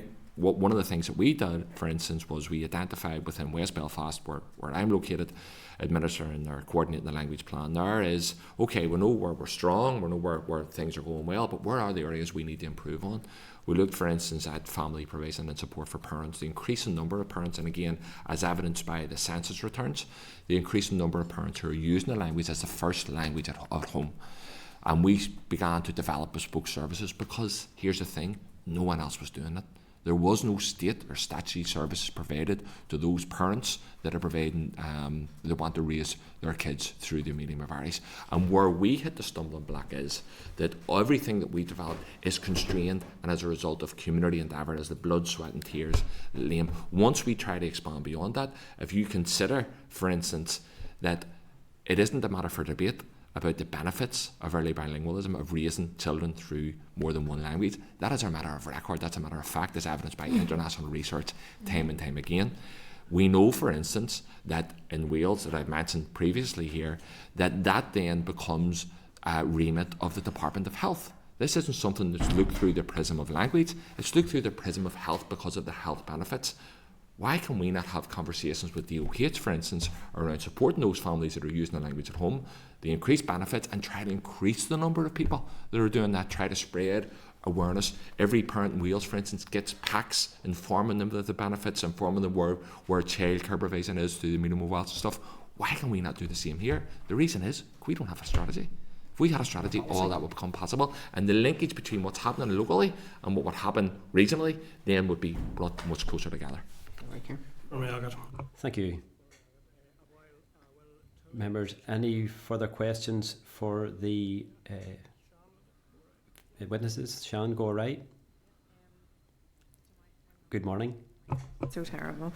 Chair, I probably should have declared an interest at the start that I have a close family member who's on a board of governors for the Gaelscoil, and close family members who also attend Gaelscolaíochta, just because we're talking about the IME. Thank you so much. I think the one thing for me that stands out from all of this and all the discussions that we've had, even in the last week, about the Irish language, is that it isn't a nice to have. This isn't a luxury. This isn't something that one section of our community are asking for above and beyond. That this is a legal responsibility and a legal imperative, and you have proven that twice in the courts and coming up for a third time. So I think that's a narrative that I think there should be more of a discussion about, in terms of this isn't just about the demands of a community for the sake of it or for what they want. I've just put down an asterisk there in terms of those health benefits, and actually that linkage, and I think that feeds back to your point, Pádraig, for me, is that why this is all relevant to this committee is that we are the only committee that will get scrutiny over this, and it feeds back, Chair, to my comments earlier on about AARC and how we do cross-departmental scrutiny, and that is a concern of mine.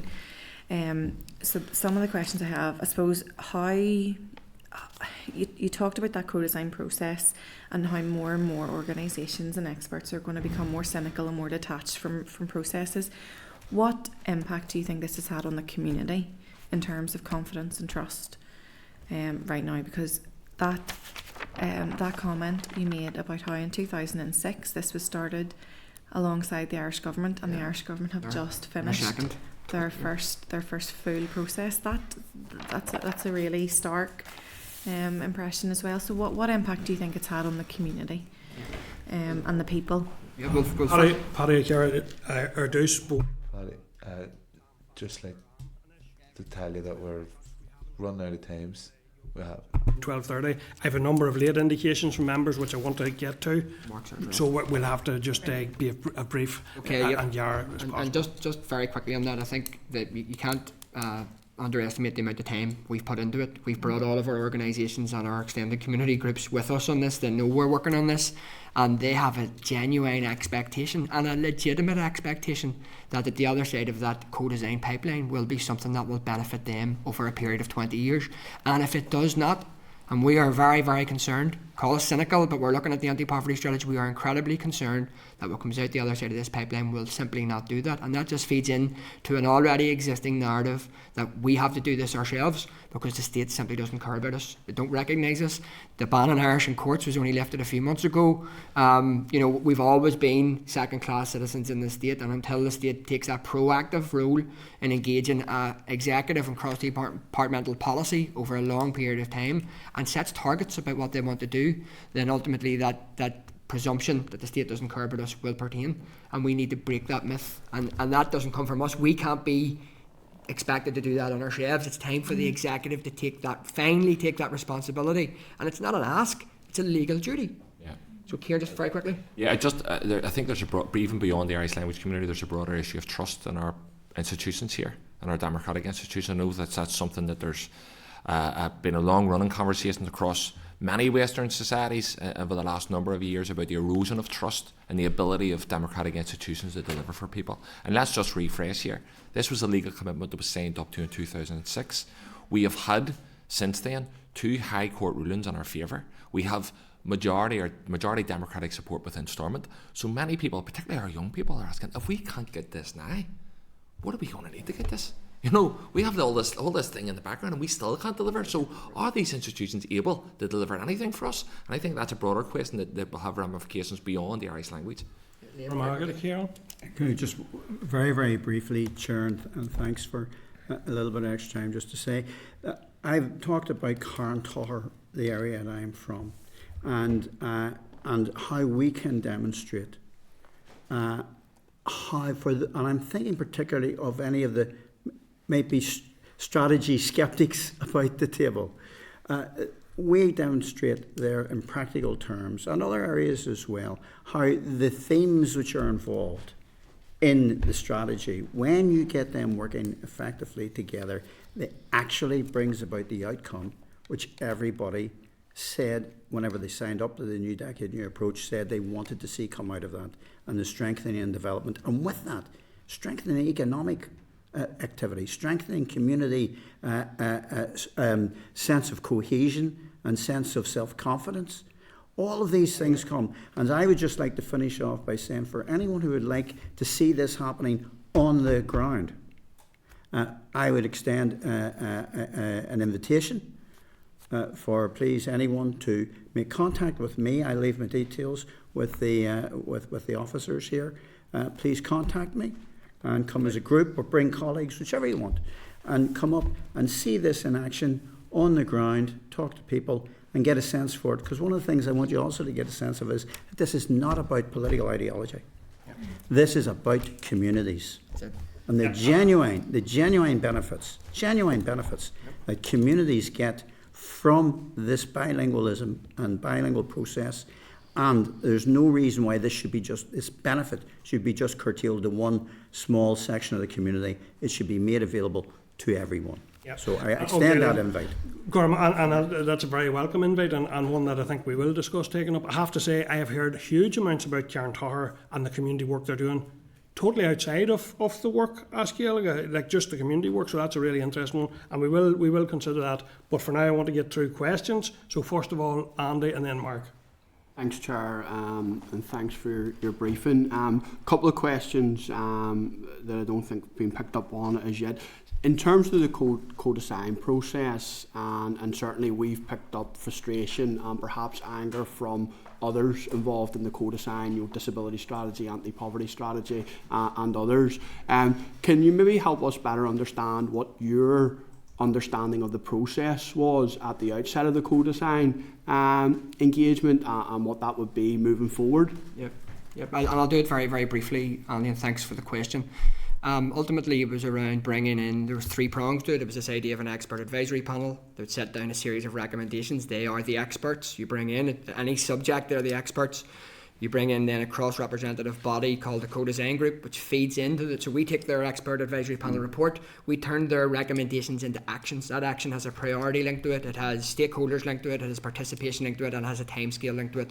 And then finally that goes to the cross-departmental working group, and they look to see what is possible, how can we do that, and that all has to be measured against what the overarching aim of the strategy is. And ultimately this is underpinned by a legal duty to develop and promote the Irish language. So when you package that all together, you need to finish up something that commands the support of all of those groups. And in my opinion, if a final strategy comes forward that doesn't command the support of the co-design group or the expert panel, then the co-design process is ultimately failed, because you've delivered something that isn't representative of that body of work. Now, as Liam says, it doesn't have to be letter for letter, but the core fundamental principles, the groundworks, need to be pretty solid. Otherwise, we can't go back to our communities and our organisations and say, for 5 years we've worked on something and we're left with a strategy that doesn't represent that.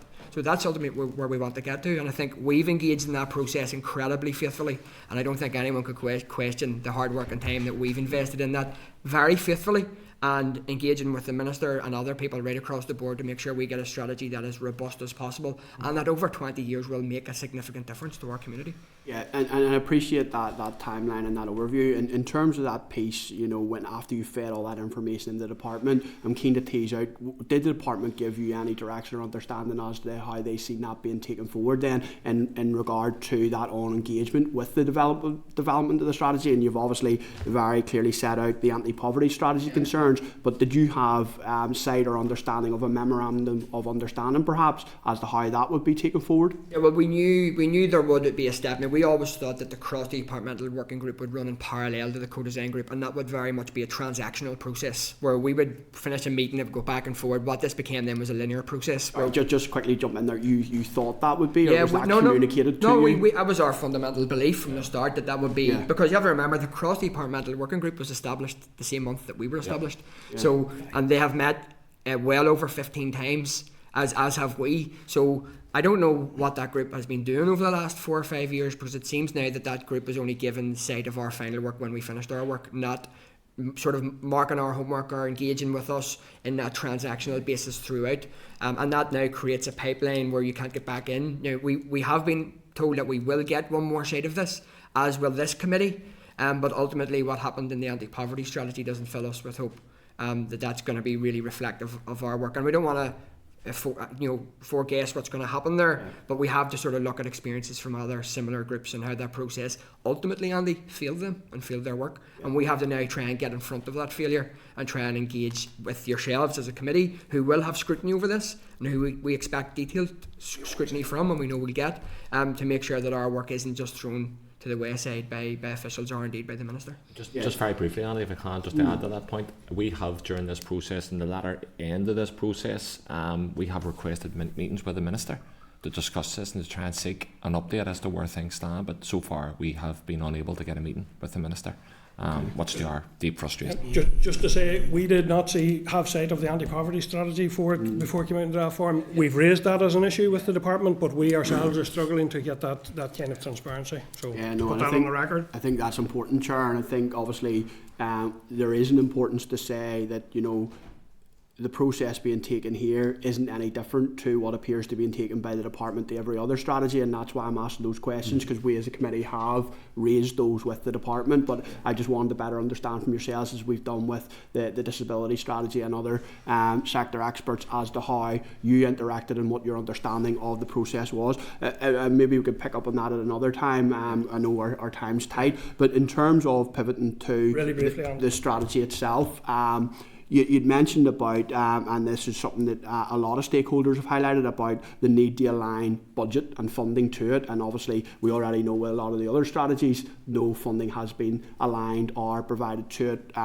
So what do you envisage over that 20-year period being the required funding to deliver the strategy in the form that you have perhaps drafted, or a strategy the department may come out with? Yeah, well, first of all, that is the work that's being undertaken by the cross-departmental working group that they have been tasked to cost. That wasn't in our terms of reference, okay. So be clear about that. This will require significant funding. We're not shy about that. There are over 200 actions, but we do also believe that the Irish language community and others who want to engage in language also pay taxes as well, and they're well due to see themselves represented in government policy.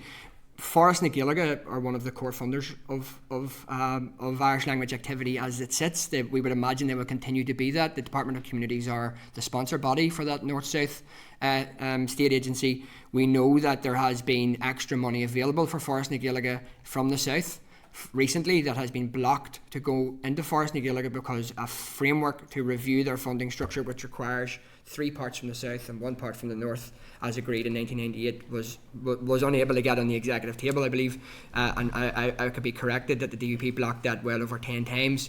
What happened then last year was that 1.5 million that was earmarked for Forbartha and Gaeilge had to be sent back.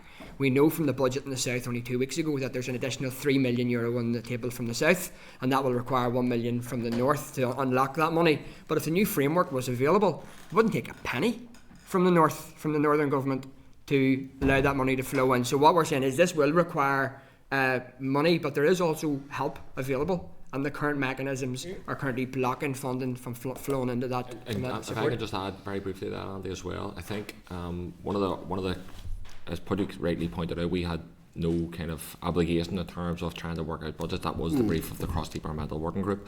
It's our understanding, and again based on experiences of other societies that have moved towards bilingualism, is that there will be an initial cost in terms of establishing, after decades of inaction and underinvestment, there's going to be an initial cost to begin these processes. But if you look at, for instance, the targets around Irish medium education to increase the number of kids by X amount, to be educated through Irish medium education, that will have an initial cost, but those are children that are going to need to be educated anyway. So the overall cost of that will become cost neutral over time, as will many other actions. But there will be an initial cost to get this off the ground, but as is the case in many bilingual systems, over time, when they're established, well, they're entrenched within society, they become effectively cost neutral.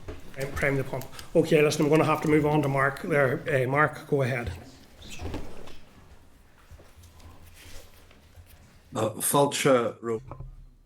You're all very welcome. I have a couple of questions. But like Nicola, I'm out of practice with my Irish, and so I will speak in English. Else have been identified, I suppose, with other strategies, particularly the anti-poverty strategy, which also had to be dragged out in court. I mean, the court found there, as it has here, that the executive had failed in its statutory duty to publish the strategy. So this minister might not want to do this, but the minister, whoever it might be, has to do this. I think you're very realistic, I suppose, in terms of recognising that the draft, when it comes or if it comes, it's not going to have everything you want. It's not going to have everything that you have recommended. But looking at the anti-poverty strategy, the minister now appears to be almost trying to make a virtue of going out to consultation on a draft strategy that is so drafty, saying it'll give the sector the opportunity to identify the shortcomings that wouldn't exist had what they'd had their input not been discarded so unceremoniously in the first place. Now, Pádraig, you mentioned the word, I think, cynical. You have put an awful lot of time into this, and so have other people around you and behind you in the fears. Like, well, when you mentioned cynical, Mark, should the draft come forward, and should it, like, all your input have been left basically on the cutting room floor? Can you just, I suppose, emphasise to us what capability and capacity you have to keep coming back? I don't doubt you have the commitment, but the impact that this is having across the sector.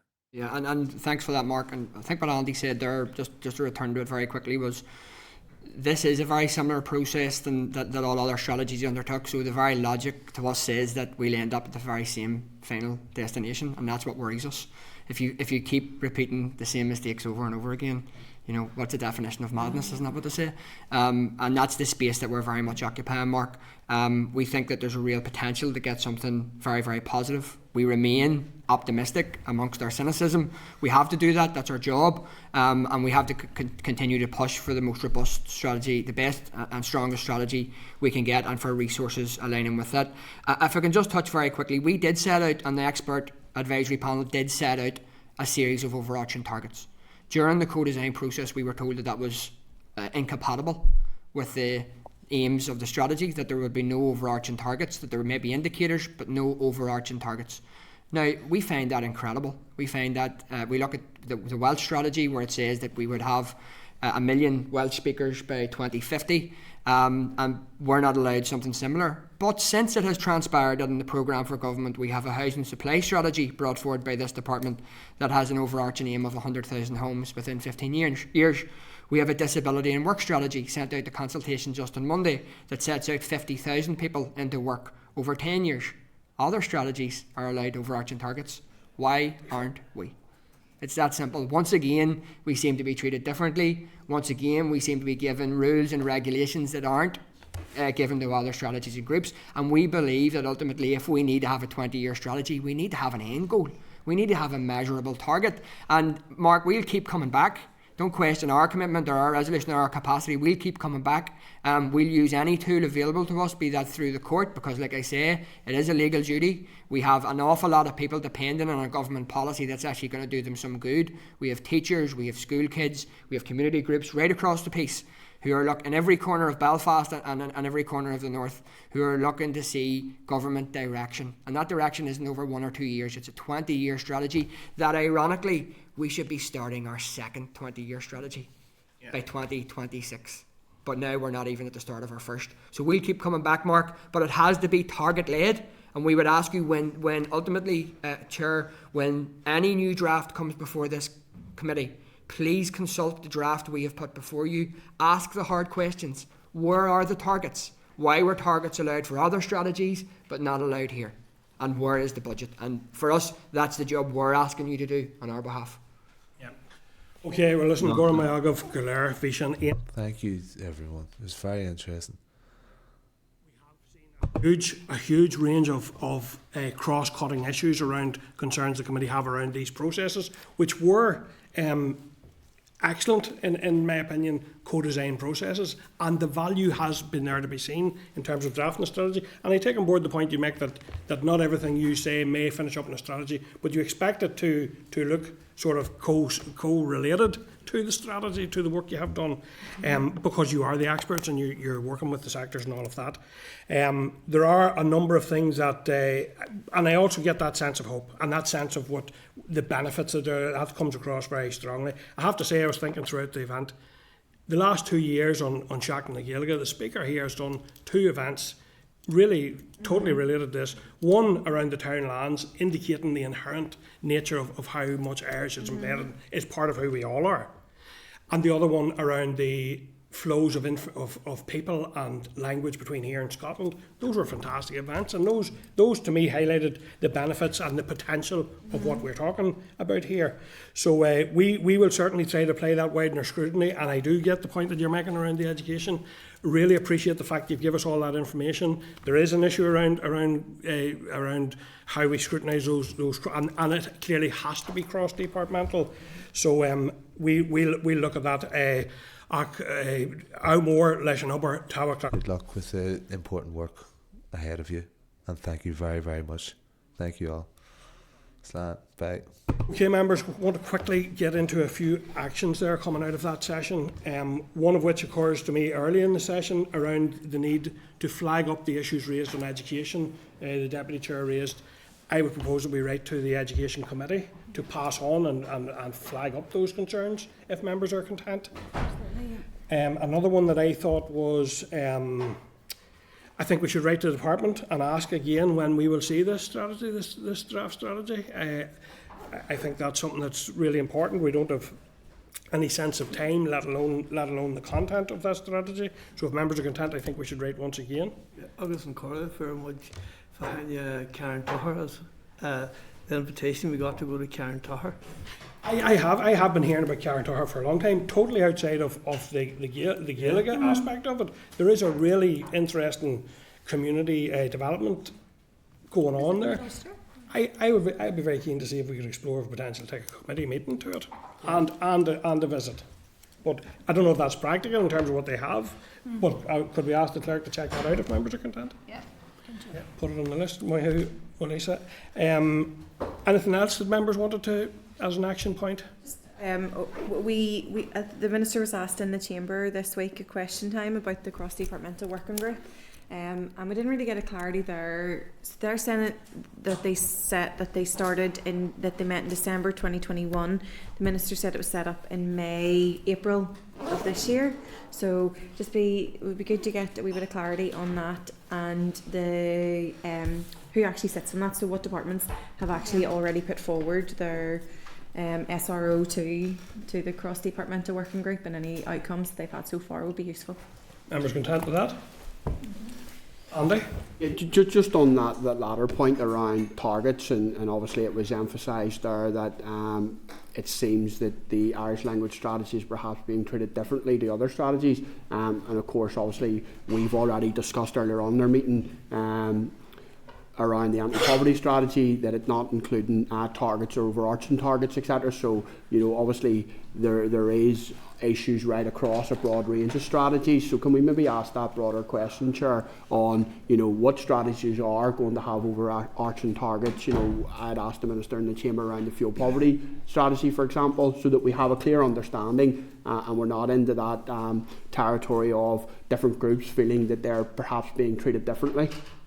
Yeah, I think that's a good point. Members content? Maybe that's added to the earlier letter about where the targets are, that they're both in that same letter, yeah. Okay, as I say, I'm just concerned that, there is that position being created where some are feeling that they're being treated differently, and I think it's important for us as a committee, a scrutiny committee, to lay that out as whether that is the case or whether I perhaps feel it's not the case.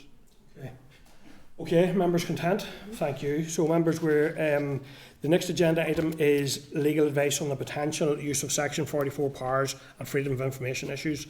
As legal advice is privileged, I propose that we go into closed session. Are members agreed? Agreed. Agreed, thank you members, and I'll ask the clerk to take us out of broadcasting. Josh, Giolla, Anish, are we open? Not confirmed yet. No. Okay, thank you, clerk. So members, in relation to the legal briefing, can we agree then in open session that we have agreed to write to the department with a stepped approach, setting out the legal requirements around the information that we have sought in regards to the football fund? Yes. Okay, thank you members, agreed, thank you.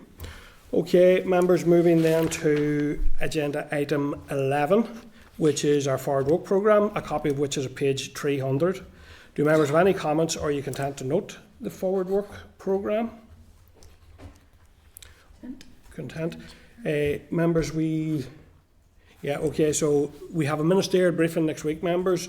So if members want to consider any topics or comments or topics, we can have a quick discussion before that session in relation to the Minister's appearance in front of the committee.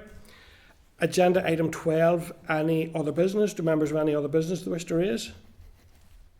No, thank you. Agenda item 13 then is date, time and location of the next meeting. So our next meeting will be 10 a.m. on Thursday, 23rd of October in room 29. The meeting is now adjourned. Good luck members, and thank you all very much.